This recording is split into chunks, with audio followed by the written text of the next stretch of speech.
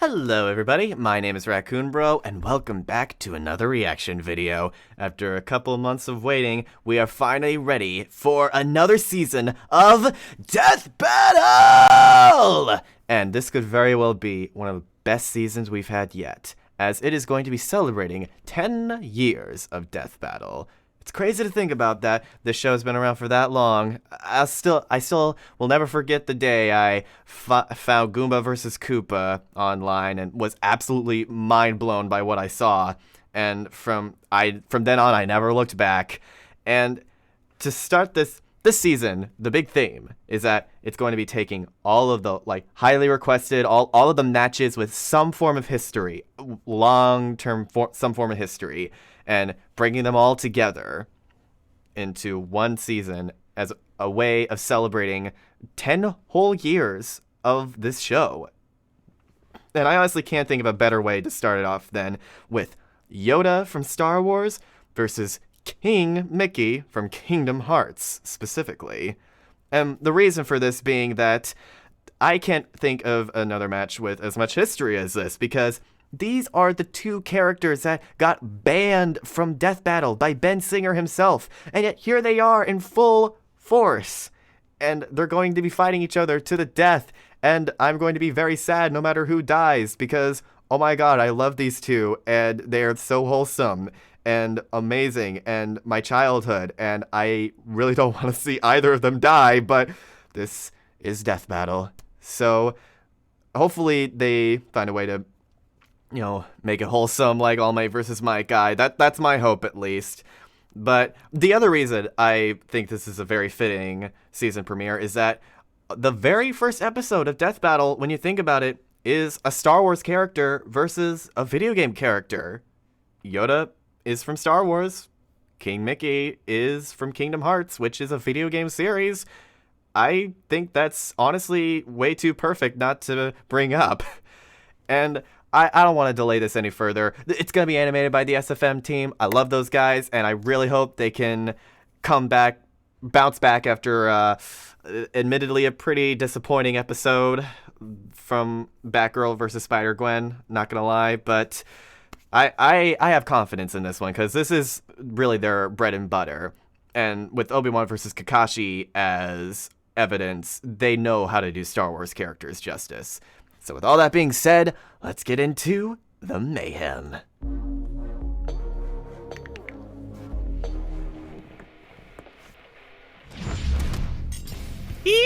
Yoda, the legendary Jedi Master of Star Wars fame. And King. Interesting that they decided to start out with the characters' names as opposed to some sort of quote or something, as most of these episodes do. Mickey, His Highness of Disney Castle from Kingdom Hearts. These two have proven time and time again that size matters not. But let's see which of these tiny Bow titans chicka can bow swing wow. their way to victory in a one-on-one duel. He's Wiz and I'm Boomstick. And it's our job to analyze our weapons, armor, and skills to find out who would win a death battle. And I like that they have 10 years plastered on the transition. Very nice attention to detail. Master he is. Yoda his name. You're not gonna keep doing that, are you? Tell me what to do. You cannot. Okay. Let me get my beta. Grand Master Yoda devoted his life to the ways of the Force and to leading the Jedi Order, a group of noble peacekeepers. They took it upon themselves to maintain a state of tranquility in the galaxy. Don't be fooled by all that talk of peace, though. They're like superhuman samurai. Jedi consistently take on hordes of baddies by themselves, and they've been doing it for centuries, way before the start of the Galactic Republic. At which point, the Jedi became much more entangled in, let's just say, government affairs. Oh, sure. That's what the boy. Space Wizards were missing. Politics. The Jedi Council My began weighing in on favorite. various matters to both protect democracy and avoid violent conflicts. I want to know who came up with that alien design. That guy looks like a dick. All right. It was also an awesome miniseries by Genndy Tartakovsky. And it was a horrific. And by the way, war that yes, I am wiped out the talking over Jedi, this stuff erased because the I have seen the Republic, and saw the rise of previews. the Don't Empire. worry. Sure, that too. I'm not As missing the Jedi fact that they Grandmaster, reference Yoda Genndy led the Tartakovsky, Grand which Army is of the based in Red Republic, Pilled. a military force almost entirely comprised of clones, aka A peculiar speech disposable pattern he people. has. Man, that gets really messed up if you think about it too long. so I won't. Despite his Don't. small, frail appearance, Yoda could absolutely hold his own in combat. In fact, I wonder what he's those considered animations one are of the from. most powerful Jedi of his era. He's trained all the greats They like look really Obi-Wan, cool. Mace Windu, and even Liam Neeson. Where do you think he got that particular set of skills from? All of Yoda's I still need to 900 watch years that of movie. experience certainly came in handy, like when he battled Count Dooku and Darth Sidious, two of the most powerful Sith Lords ever known. Both Jedi and Sith usually come with the standard issue lightsaber, a badass weapon for a more badass age. They're pretty versatile too, with 7 different forms of combat styles. And don't think Yoda's gonna miss out on all that laser sword swinging. He's mastered all 7 styles, even though he's only 2 feet high. That's crazy. Hell, most lightsabers are taller than he is. Which is why he specializes in the 4th form, Ataru. This style focuses on utilizing Ataru the Force to 2600. increase a Jedi's capabilities, allowing them to attack at blurring speeds with incredible precision. Like that animation right there, Basically, that he's looks flip around sick. like a ninja Okay, I frog. don't care who you are. Wait, is he actually Kermit? This does still mean Yoda has a sort of Well, he handicap is in voiced by physical Frank combat, Oz, as so his stature who requires knows? him to use the Force far more than most opponents, By the way, I know that Frank Oz doesn't voice Kermit, but you know what I mean. just to keep up. While the Force is beyond the body and seemingly infinite, too much effort Or all at once I can should put say a strain play on a Kermit, person because and even puppeteering kill them. is different from voice However, acting. Yoda is Trust truly me. a master of the Force, potentially more so than any other Jedi. He has moved starships with his mind and lifted hundreds of droids at once. He can also use mind tricks, illusions, and a technique called Tuna Minus. That's when Jedi block or catch and redirect energy, like lightning, blaster bolts, or even other lightsabers. It's safe to say that Ooh. Yoda greatly prefers using the Force in combat over his Jedi weapon. Wiz, if I ever get Which one is of those something the laser prequels swords and kinda toss it forgot. away, you totally have permission to kill me. Interesting. Dummy? I saw Lego Star Wars there. I hope they use the Lego Yoda death sound. That would be really funny. Just let me see your hand. My Oh? hand? Ow. Okay, now place your finger there. Oh, No?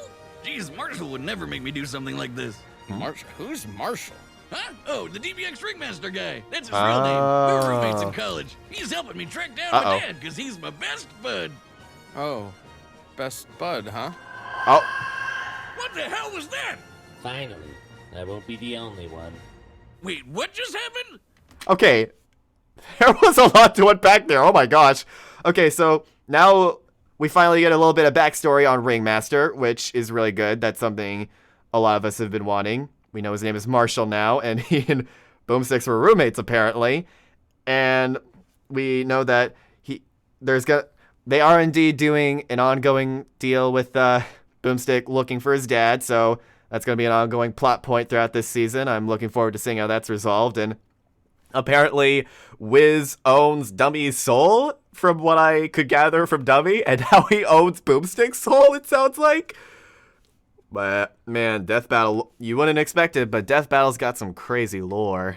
Anyway, the Force is capable of much more than a lightsaber. Kip Duron, a Jedi whose potential has been compared to Yoda, utilized it to move a As we gravity discussed in well-generated Obi-Wan versus void, Kakashi. basically a black hole created by a ship, to strike the right balance of pressure in order to move a singularity. Theoretically, you would need to exert an energy output equivalent to almost 14 petatons of TNT. Jedi are also super fast. They've blocked blaster bolts, of course, but they can also keep up with droid tri-fighters and magna guards, Oh, which that's both are clearly crazy. stated to have near light speed reflexes. Holy crap, who's building these things? Furthermore, Jedi can use the Force to glimpse into the distant future through meditation.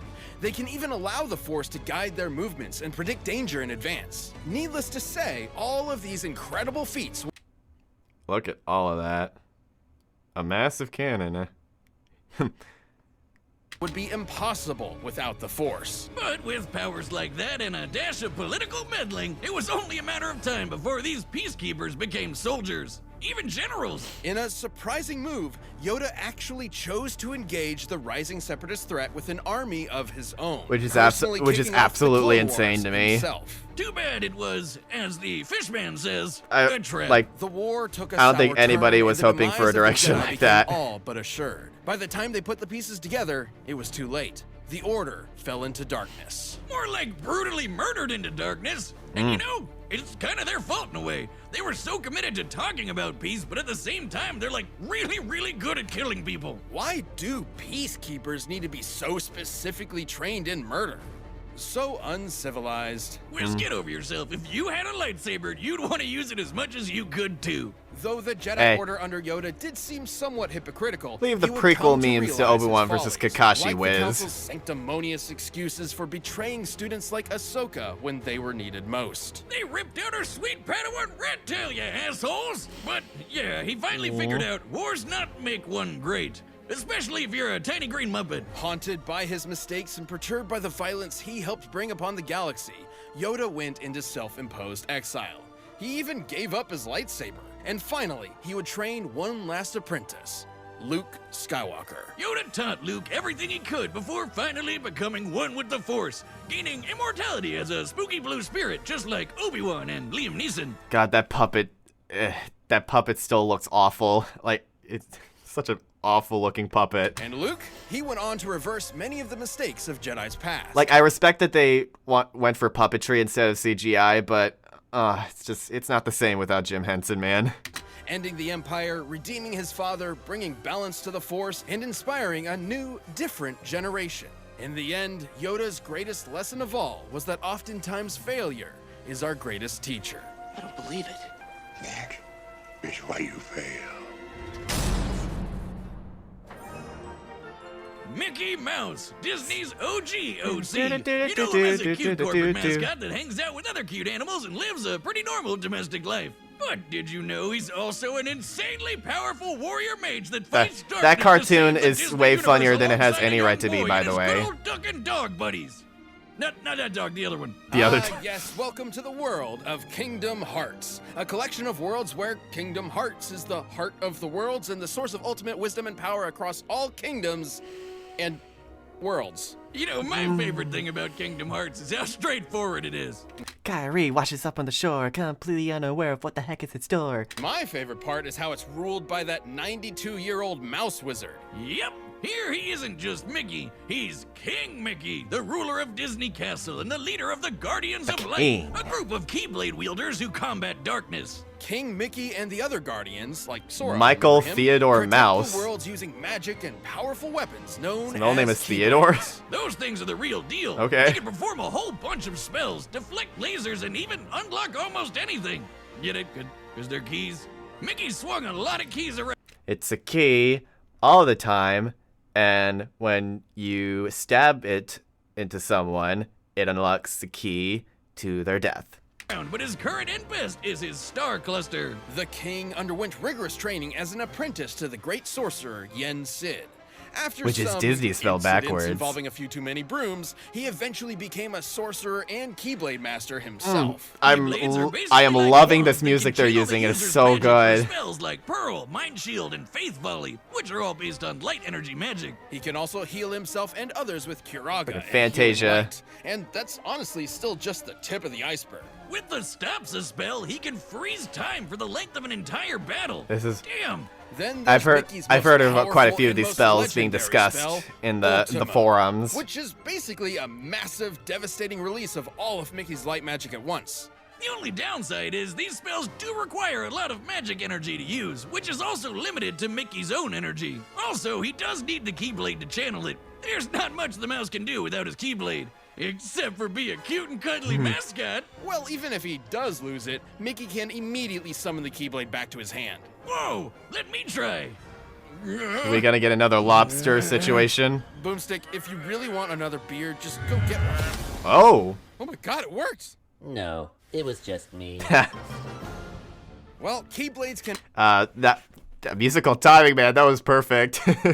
And I guess Dummy has like a radiator inside of him, which would explain the smoke. also be used to lock worlds and doors in order to keep out Heartless, Ba ba which ba are bum. corrupted beings split from the darkness of a person's heart with a desire to consume. Wait a second, Wiz. Pluto is a dog, but so is Goofy. But Goofy can walk around and fight with Sora and Donald, and Pluto just eats and sleeps like a normal dog. Oh my gosh. This must mean that Pluto is Goofy's Heartless. Do you have a concussion? Oh, always. On top of all of his advanced magic, Mickey's Always. mega tough. When Heartless stack up, they can form a huge mass and take the shape of a giant twister called a demon tower. Say what you want about And Kingdom Hearts Mickey's 3, taken a but couple these beatings cutscenes from are him. absolutely He's also gorgeous. survived this huge explosion from when the Keyblade was destroyed. Yeah, it means the X-Blade. It's just pronounced like Keyblade, even though it's just one Keyblade. The series is so confusing. Most Keyblades are capable of equally incredible feats. Sora could slice through several buildings with Thousands- his Keyblade, and thousands Mickey's of rescued him on stars. more than one occasion. Which makes sense. He's the leader, after all, and can match any of them in power. Oh my Sora's gosh. no joke. He went up against Hercules, a demigod that launched a 1,600-ton rock titan into space. Huh. That's nothing compared to his dad, Zeus. That guy can move stars, and not even he can compete with the foes that Mickey's tangling with. The Guardians of Light and their Keyblades are immensely strong, but they also have great speed to match. Roxas's heart was able to move far above the speed of light in order to travel across galaxies, from the Oh, Radiant boy. Garden back to the Keyblade Graveyard in a matter of seconds. What? And like any great ruler, Mickey's also remained a constant pillar of hope for all, even during some of the darkest times. And with the help of his friends, the king was able to bring the darkness to an end and stop Xehanort, a Keyblade master hell-bent on getting the Is that how power you of pronounce his Kingdom name? I Hearts. thought it was While Sora Xenohort. battled Xehanort, This is Mickey and the Xehanort. rest of the Ze- Guardians never finally mind. closed Kingdom Hearts for good, preventing the power from falling into the wrong hands. That mouse had it all figured out. The real key to saving the world is your friends. If each one of them also has a super powerful magic sword, that's also That the key. helps. Despite his long journey, King Mickey never wavered and led the way with his optimism, perseverance, and most important of all, the light inside. I am all of me. Now, Sora, let's close this door for good. Don't worry. There will always be a door to the light. God, I fucking miss Wayne Allwine so much. I miss that man so much. Words cannot express how ingrained his voice is into my childhood. Just, I wish he wasn't gone. Anyway. All right, the combatants are set, and we've run the data through all possibilities. Yeah. It's time for a death battle! They started saying a lot of stuff that's sort of tipping this in King Mickey's favor, not gonna lie, but because Star Wars is crazy, but Kingdom Hearts is like on a whole other level with all the stars. Just the fact that he's stronger than Hercules and Zeus, it would be enough on its own, and just like he's also so fast, and like gosh, all these spells, and I'm gonna be very, very impressed if Yoda pulls this one off, not gonna lie. Let's get into the mayhem. Alright, SFM team, wow me. Oh, by the way, Keston Howard is voicing Mickey, and he previously voiced Machamp and Captain Falcon. That's a pretty good range if you ask me. A king, you must be. And to challenge me, you must be a master.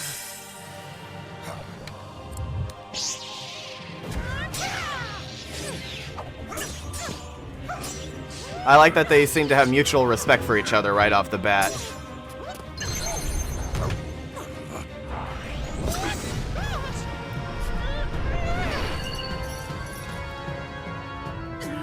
Alright, time for new stuff. Fight! A wealth of power I sense in you. If you say so. Oh, My first duel, this is not. You could have fooled me. oh my gosh, I am loving this banter. I hope the whole fight is like this. Proof you are that size matters not. Right back at you, pal. Oh. Hot dog. Okay, it's official. It's official. This episode has some of the best voice acting in the entire series. Go ahead, change my mind. You will not. Oh, I like that shot. That was cool. He's gonna fight with his stick. Oh my gosh, I love the camera.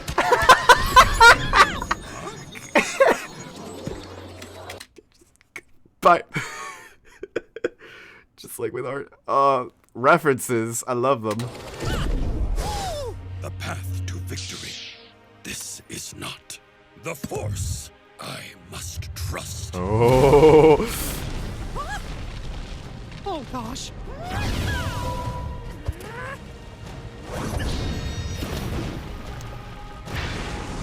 Oh.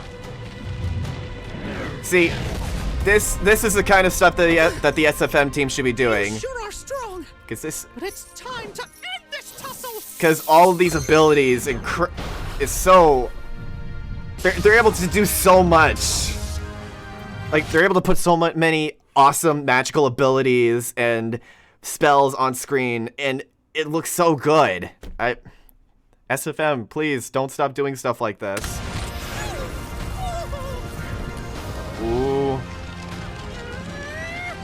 Surrender, you should.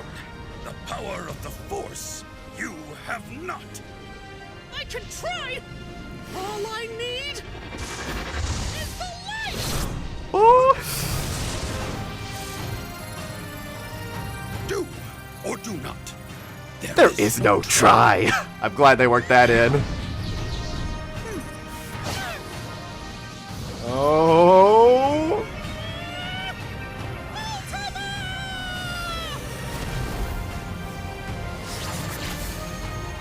Whoa. What a shame. What happened? Oh. Worry, do not. Oh. With the Force, I am. Oh. Fed up, fuzzball. Oh. KO! Oh. New announcer voice, but oh my gosh, yes. Oh, that ending was exactly what I wanted. I'm so happy. I'm so glad they did it like that. And hang on a sec. Bear with me here, folks. I need to make sure I didn't hear things. What a shame. What happened? Yeah. Oh, they reference what happened. They reference what happened. For those of you who don't know what I'm talking about, oh man, that's absolutely brilliant. That little green rascal, a troll to the bitter end. I love it. The Grand Master Yoda was one of the most powerful Jedi of all time, but the Force was ultimately no match for the light. Yoda's gotta be one of the best sword fighters Mickey's ever faced, and definitely gave him a run for his money. While Jedi have battled foes with near light speed reactions, a Keyblade Guardian like Mickey could move several times faster. In order for Roxas to travel across at least 4 star systems, he'd need to be moving almost 170 million times faster That than is light. insane. They've also rubbed shoulders with guys like Hercules and Zeus, who moved whole stars. There are hundreds of celestial bodies there. The energy needed to move that many is way more than what would be needed to move a black Jesus hole. And while Yoda Christ. doesn't have much of an obvious weakness himself, the problem is neither does King Mickey. At least nothing that Yoda could really take advantage of. Without a guaranteed way to immediately return, we consider his death to be the end of the battle. Fair enough.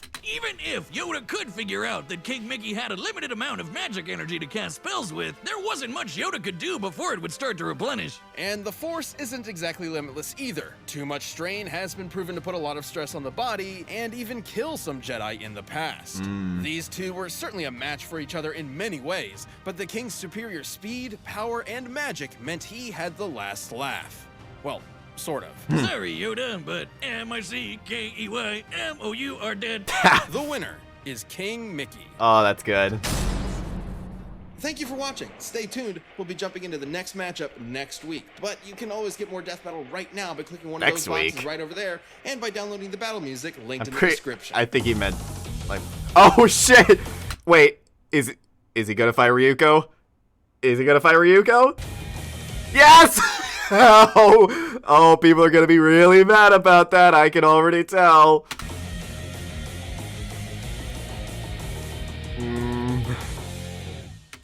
Please, for the love of God, let Takahata actually act this time. Let him act this time, please. I beg of you, Death Battle. Oh, okay. I was actually hoping that they'd do Shadow versus Ryuko because when it comes to matchups, my main hope is that they're at least thematic. And this is one of the most surprisingly thematic matchups I can think of. Like, it's deceptively thematic is what I'm trying to say. And I think it has a lot of potential is what I mean. But we'll save that for later. But this was great. This was all good. SFM, you did it. Oh, you freaking did it. I mean, yeah, anytime they bring a Star Wars character on, I think it's safe to say that if SFM team is working on it, then it's going to be a godlike episode. There were a lot of really just so many fantastic moments that all building up together, much like Ganondorf versus Dracula and Obi-Wan versus Kakashi. Because, I mean, you got the lightsaber throwaway. I like the camera angles when his lightsaber got knocked away. The different spells and abilities were put to really great use here because, like I said, that's what SFM excels at when you give them a match where there's a lot going on with all of the combatants' abilities, which is why Batgirl versus Spider-Gwen fell short because it was more focused on hand-to-hand, which isn't their specialty. But this is exactly what I was hoping for, and the swordplay was really neat too. There were a lot of unique. There's unique choreography, and it really took advantage of both Yoda's force as well as King Mickey's ability to fly. And the voice acting was so good. Oh my gosh, like the line delivery on things like now right back at you, pal. Like it's exactly how Mickey sounds. Like Keston, how do you get so good at this, man? Like he might honestly be one of my new favorite voice actors. And Philip Sacramento was freaking phenomenal as well too. That Yoda impression was so on point, and they reference a lot of great stuff with like the WAP. I would never have expected Death Battle of all things to reference that. And I said the Lego Yoda death sound, but honestly, I wouldn't have had that and death handled any other way. That was honestly flawless the way they handled it. Him coming back as a ghost to troll him one last time caught me off guard in both that I thought for a second he wasn't dead, and also, oh, he is dead, but he still got to have the last laugh despite being dead, which is something that not a lot of Death Battle combatants could say when they lose. Laugh it up, fuzzball. I'm gonna wait for this season to end before I rank anything, obviously, but holy shit, this honestly has a really good chance of being one of my new favorite death battles of all time. And this is a season premiere! Oh yeah! We're just getting started with this shit, baby! And, without question, this is no contest the best season premiere we've ever had in the show. It's, like, not even close. Like, Dante versus Bayonetta is good, but, Yoda versus King Mickey, man. My gosh, I really hope that we can expect this level of quality for the rest of the season. That's my hope, at least. But anyway, thank you all so much for joining me. I hope you all liked the video as much as I did. Be sure to stay tuned for the next one. Take care.